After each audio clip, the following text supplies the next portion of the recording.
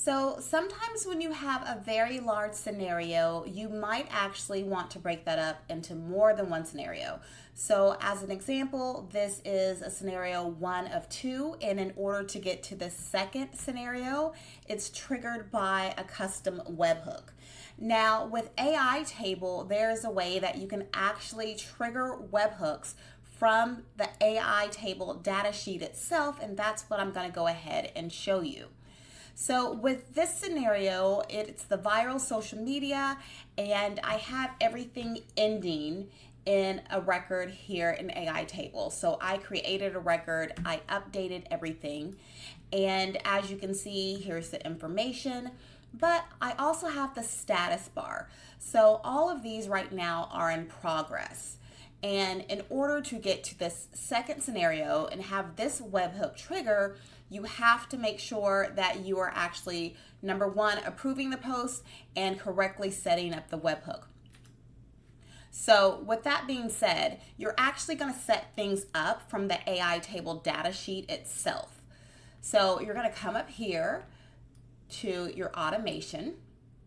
And right here, you can see that I have an automation set up for this information here to be sent directly to Make. And I'm going to show you how to set this up. So we are watching a condition. So as far as the condition is concerned, if I click on it, it says we are making sure it's the correct data sheet. And we want to make sure that when this status bar changes from in progress to approved, then that's when it actually triggers.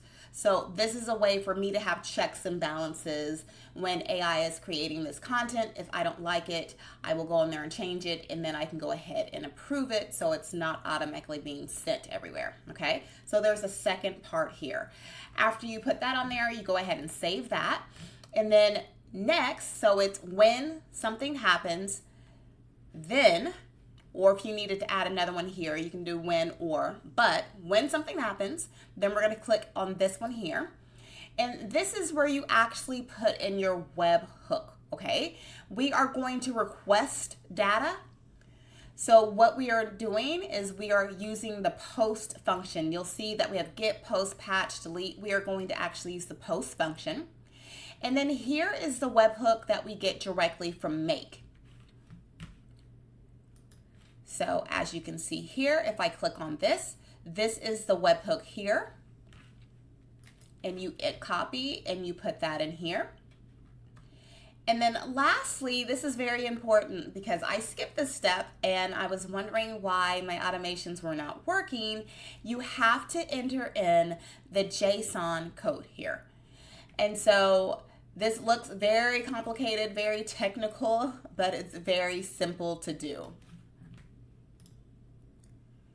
So in order to get the JSON, you actually need to download your data sheet. So we are going to export this. I'm going to go ahead and close this out for now. What we're going to do is export, and you're going to come over here to your data sheet and you're going to right click, and we are actually going to export the data as a CSV file. Okay. And then now we're going to go over to ChatGPT. With ChatGPT or any large language model you want to use, it can actually write this JSON for you. So you don't have to do it. So what you need to do is type in a prompt saying, please write this information. And then you can actually upload your CSV file.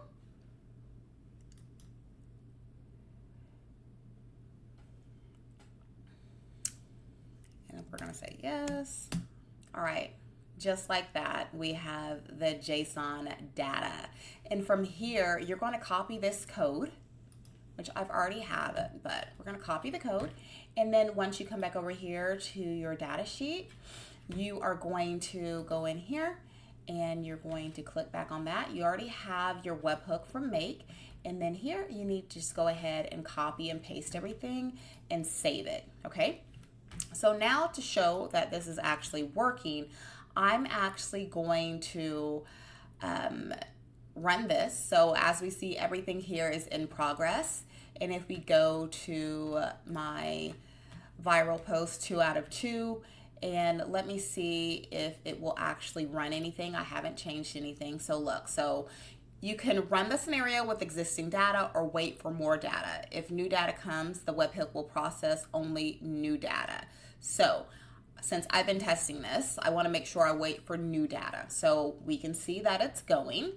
And then we're going to go back up to AITable here, and we're going to change this from in progress to approved. Then we're going to go back over to make, and as we can see, everything is working, and it pulled the data in from your AITable data sheet. So this was just a really quick video for those who may be getting hung up on actually doing automations directly from AITable into Make. And if you have any questions about anything, just make sure to drop me a comment down below. Please like, please subscribe, and please share this video, and I'll see you on the next video.